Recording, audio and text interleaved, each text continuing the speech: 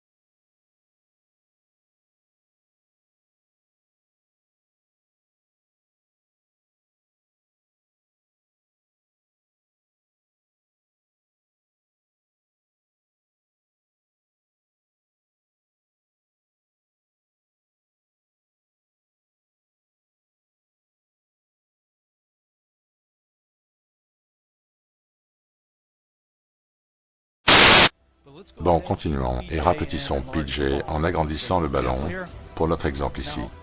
Bon, observez que les lignes sont en courbure constante et uniforme dans toutes les directions. Et maintenant, il est très petit et le ballon est très gros. Cela ne change jamais, peu importe l'échelle. Maintenant, faisons un zoom sur le minuscule PJ, sur son énorme ballon, et considérons le surprenant problème de courbure rencontré par un individu servant en Irak. Si PJ fait 1,80 m et qu'il a un clone de la même taille qui s'éloigne d'1,6 km de lui, le sol sur lequel se trouvera le clone sera plus bas de 20,32 cm que celui sur lequel PJ se trouve, ok? Le calcul de la courbure, c'est 20 cm 32 tous les km 600 au carré. Le premier km 600 est donc une fois une, c'est-à-dire une fois 20,32. Donc le sol du point A au point B va être 20,32 cm plus bas. D'accord? Vous me suivez jusque-là?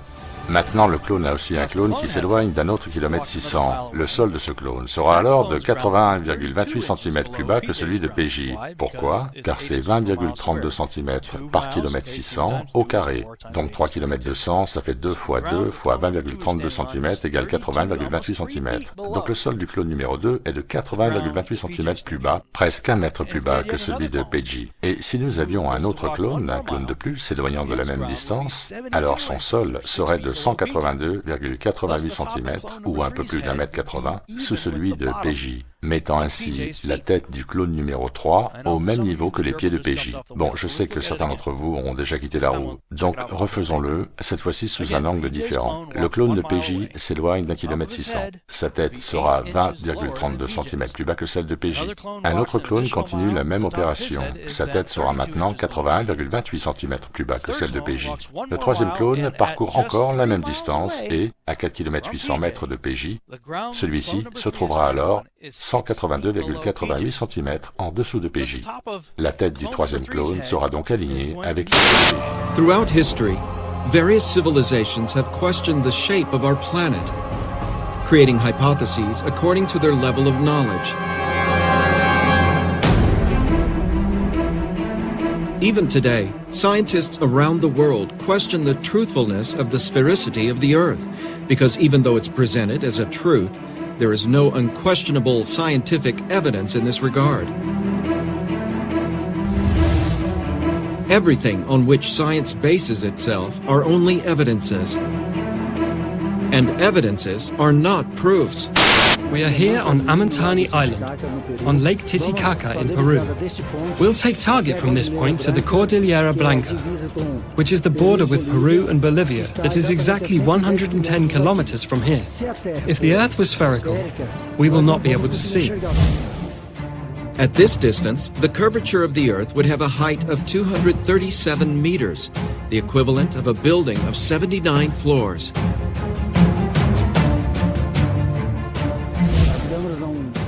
The cameras won't be able to get it, nor will we see at all with the naked eye. We will not see the other side, but with telescopes we do. One of the best points you could have in the world to really register the Earth's sphericity is on this location. Would the team be able to see the other shore of the lake through the telescope?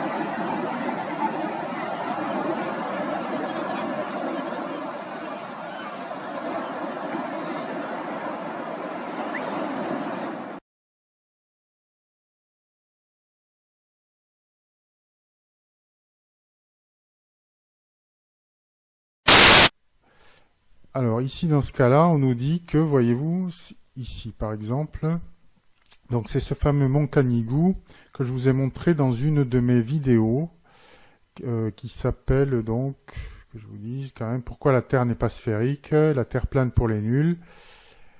Alors, ce qui se passe, c'est que, voyez-vous, on a ce soleil qui se couche.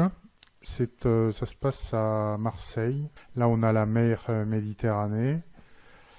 Et donc, on a le soleil qui se couche, voyez-vous. Et à un moment donné, incroyablement, on a la chaîne des Pyrénées qui apparaît avec le mont Canigou.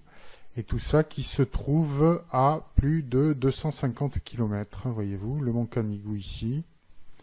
Voilà, mont Canigou. Et tout ça, donc, visible à plus de 260 km. Donc, vous voyez, 263 km entre le pic du Canigou et ici Marseille. Voilà. Donc, j'avance un petit peu. Voyez-vous, en principe, le pic du Canigou n'est pas visible depuis Marseille puisqu'on nous dit que la Terre est sphérique. Vous voyez, donc on est à une distance de 263 km.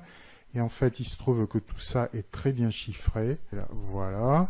Donc, à 263 km, on a une courbure de la Terre qui est égale à 5,5 km et demi. Ça veut dire que tout ce qui se trouve à plus de 260 km se trouve à plus de 5 km et demi sous l'horizon. Hein?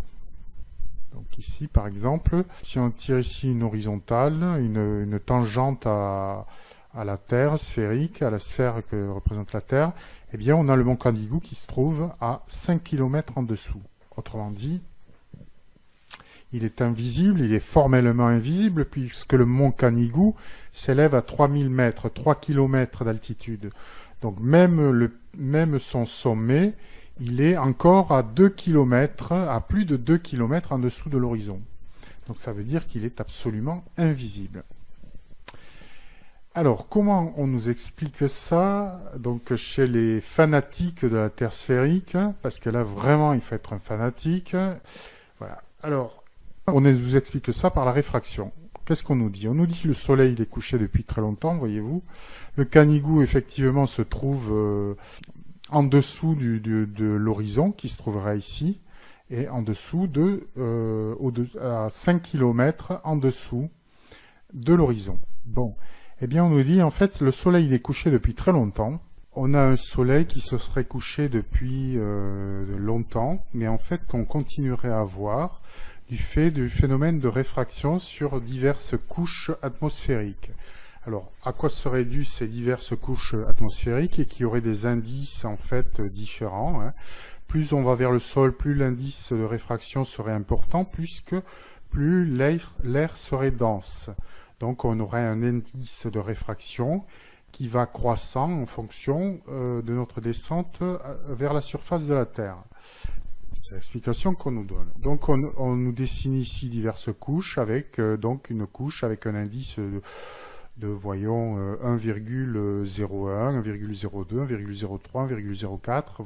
Voilà. Et donc on a un passage d'un milieu à l'autre et donc un phénomène de réfraction ici, vous voyez, à chaque passage de dioptre de surface entre donc chacune de ces couches atmosphériques, et donc une déviation du rayon lumineux, de la lumière qui arrive du Soleil, et comme ça on aurait une courbure du rayon et qui nous ferait croire qu'en fait le Soleil vient de par là, vous voyez.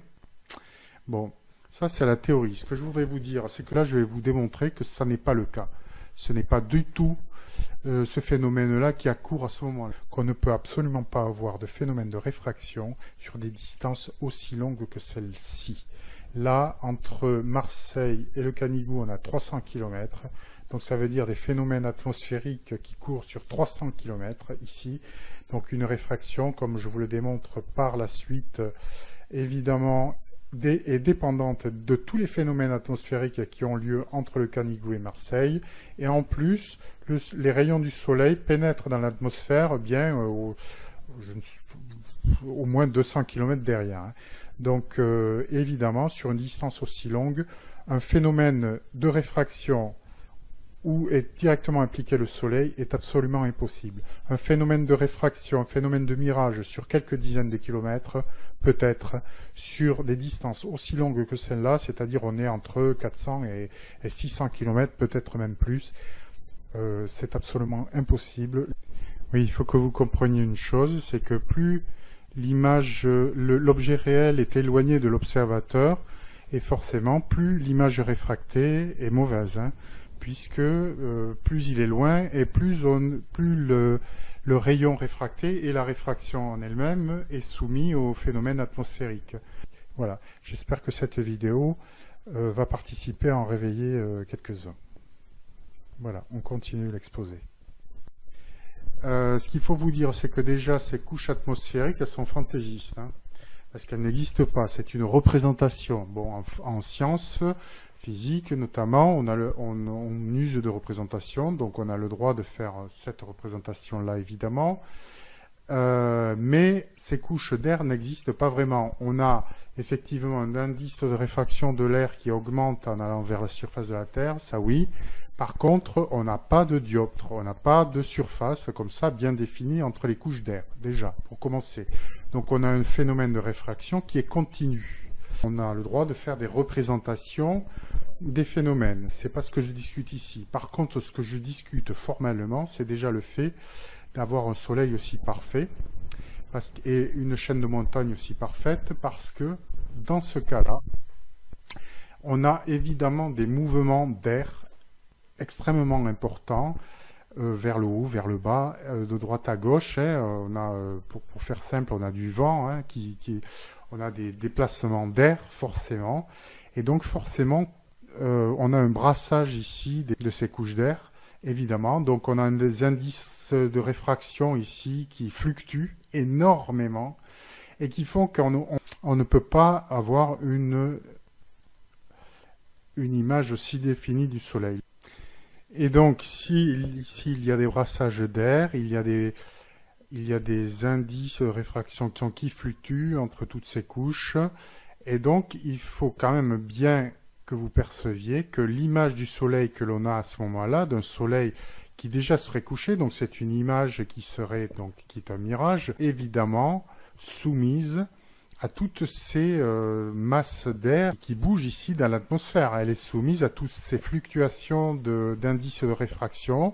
Et tous ces angles ici de réfraction, évidemment, sont des choses qui fluctuent. Et donc, on a une image du Soleil qui ne peut pas être fixe. C'est impossible d'avoir une image comme ça, fixe. Vous voyez, dans le temps, c'est impossible, un Soleil aussi parfait, parce qu'on a énormément de fluctuations ici, et donc des rayons qui sont fantaisistes, une image qui est fantaisiste, voilà, qui est aussi fantaisiste qu'ici, cette représentation de couches atmosphériques avec des indices de réfraction qui seraient bien définis, et couches bien définies.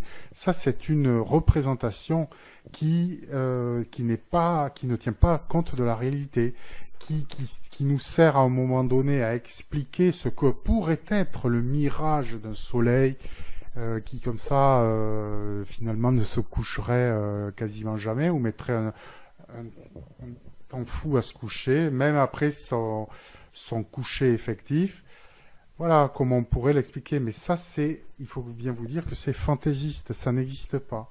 Il y a des brassages ici d'air, et donc un rayon lumineux qui ne peut pas être celui-là. Voilà, et une image forcément qui fluctue énormément, et qui est un vrai mirage, ce que les gens, quand on vous parle de mirage, je pense que tout le monde sait à peu près à quoi s'attendre quand on a un mirage. Là, vous voyez, on a une image qui défile à vitesse normale. Hein. Voilà, donc on a un soleil qui se couche ici. Voilà, et vous voyez bien que le soleil est quasi parfait. La chaîne de montagne est fixe. La montagne, elle est bien là. La chaîne des Pyrénées, elle est bien sous nos yeux. Il n'y a aucun problème. Le soleil, c'est bien le soleil, et c'est pas une image réfractée, ce n'est pas un mirage. Voilà. Donc, à un moment donné, il faudrait peut-être voir à cesser de prendre les gens pour des idiots.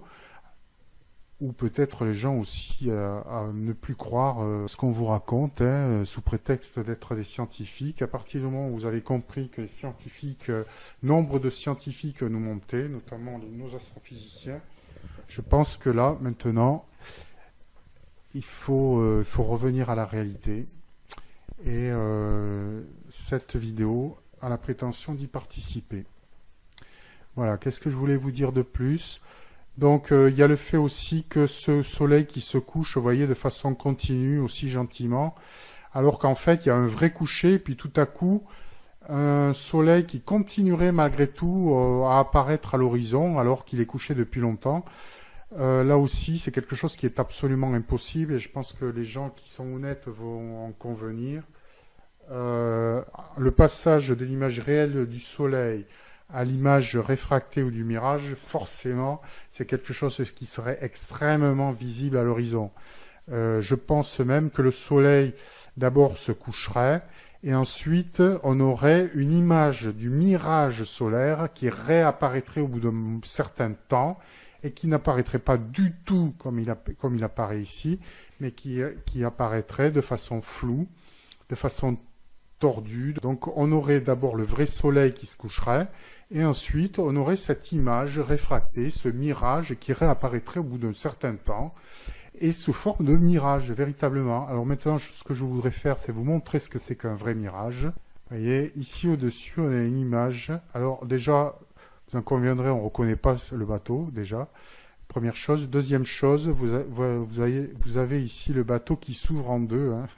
Donc une image forcément qui disparaît. Et donc une réfraction qui elle aussi ne peut pas se faire de façon continue aussi parfaite qu'à l'image, que la représentation que l'on a là.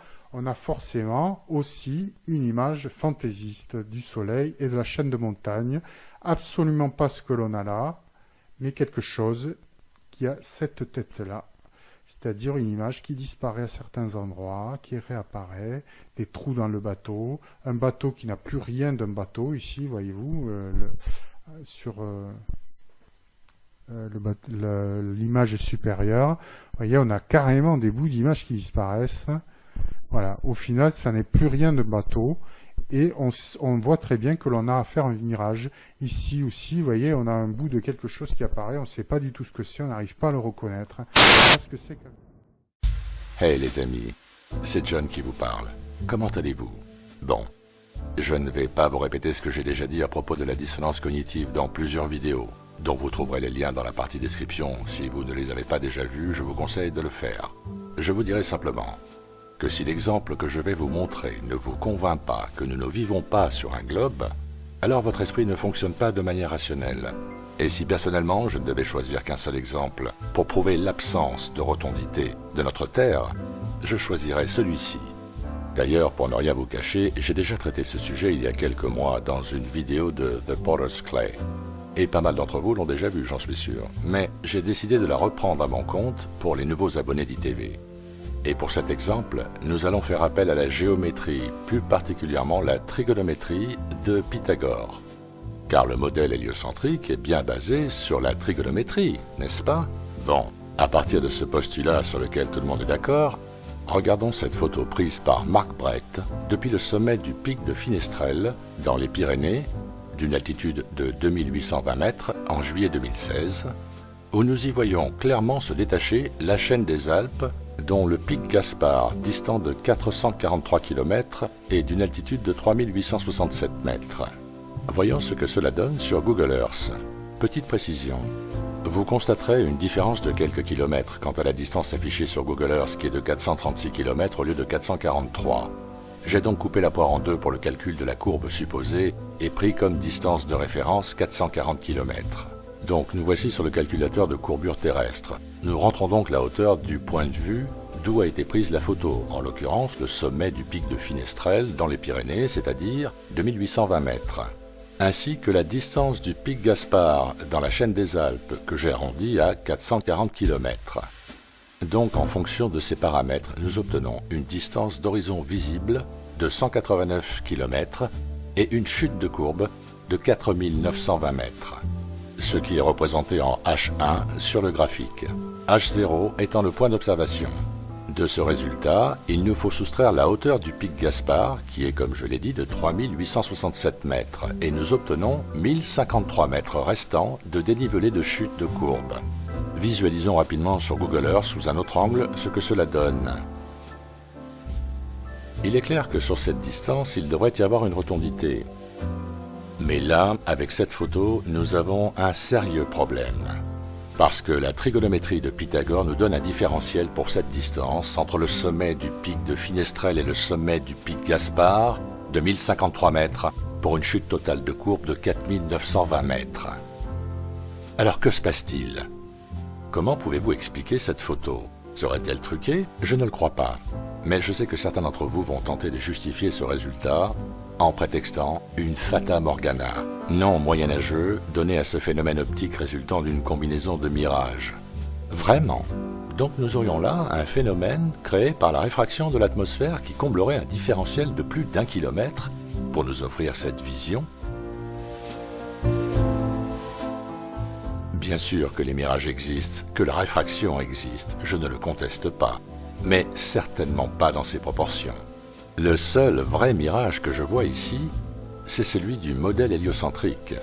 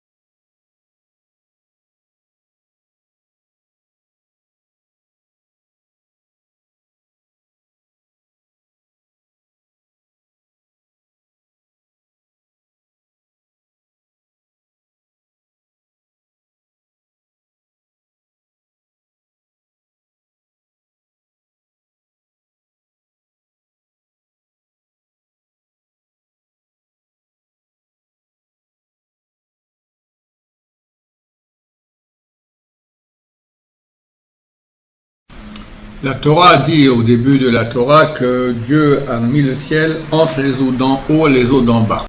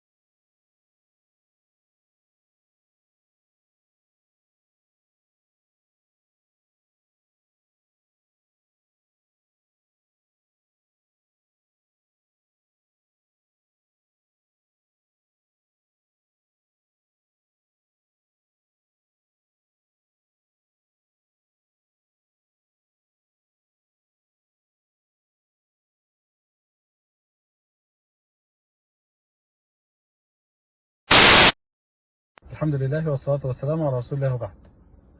الصحيح من أقوال أهل العلم في شكل الأرض أنها مسطحة وليست كروية، لأن هذا هو ظاهر نصوص الشريعة.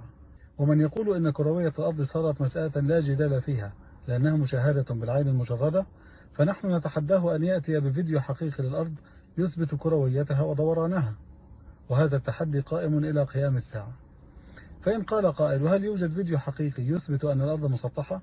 فنقول: لا يوجد، لأن الأرض ممتدة في الطول والعرض، ولا يعلم بدايتها من نهايتها إلا الله عز وجل وحده، واعتمادنا في هذه المسألة كان على النصوص الشرعية وليس على الفيديوهات المفبركة. بمجرد نظريات غربية الله أعلم في صدقها، بل هي مشكوك فيها، بل ظاهر القرآن يردها ويرفضها، فهذا يعني لا ينبغي أبدا. لذلك ما أجمل أن تفهم الكون بهذا الفهم، لأن الأرض لها شأن كبير. الأرض لها شأن كبير لما يقول الله تعالى: لله ملك السماوات والأرض. لله ملك السماوات والأرض. إذا كانت الأرض عبارة عن ذرة في هذا الفضاء، كما يصورون لنا الآن، يقولون الأرض ذرة في هذا الفضاء، ولا شيء في هذا الفضاء، ولا شيء بالنسبة للسماء، يعني كيف لله ملك السماوات والأرض؟ صحيح التأويل يقول هذا بالنسبة للبشر نسبي تصويرا لهم، لكن إذا فهمت الآية على ظاهرها يختلف فهمك تماما. والإخوة كثير من الذين يعني ينصرون القول بكروية الأرض، كثير منهم يعني إنما ظهرت هذه الفكرة من الملحدين، لأن هذا هو الذي يوافق نظرية الإلحاد عندهم، إنكار وجود الرب. لأن لو قال لك حصل انفجار كوني هائل كما يزعمون في يعني حدوث الكون، فبسبب هذا الانفجار المفاجئ هكذا خرجت هذه الكواكب والمجرات والنجوم، وكان منها هذه الأرض كأنها ذرة، يعني كأنها وجدت صدفة، ولا تفرح ولا تغتر بما هو عليها من يعني كائنات ومخلوقات عجيبة، فهي ذرة في هذا الكون ما تساوي شيئا. فهذا يعني كما يزعمون أنه ينصر نظرية الإلحاد عندهم، أن بهذا يتوصلون إلى إنكار وجود الأرض وإنكار وجود الله تعالى. لكن إذا تصورت الكون أن الكون أصله هو الأرض الذي خلق الله تعالى ابتداء يعني الكون لأجل هذا الإنسان، ومهد له الأرض وخلق له الأرض، إني جاعل في الأرض خليفة، كأن الكون هو الأرض والسماء سقف مقبب عليه. وهذا ثبت عن بعض التابعين أن السماء كالقبة على الأرض، في قول الله تعالى: الله الذي رفع السماوات بغير عمد ترونها، القبة على الأرض. حتى يعني وإن كان هذا لا يثبت، لكن يعني يقولون أن أطراف السماء حتى على الأرض، يعني هذا تصور آخر للكون. لكن الشاهد أن هذا الكون الإخوة أمره الأرض التي عليها نحن أمرها عجيب وعظيم في ظاهر القرآن الكريم. فهذه لفتة أحببت أن ننتبه لها، والإنسان الإخوة ما يستعجل في هذا.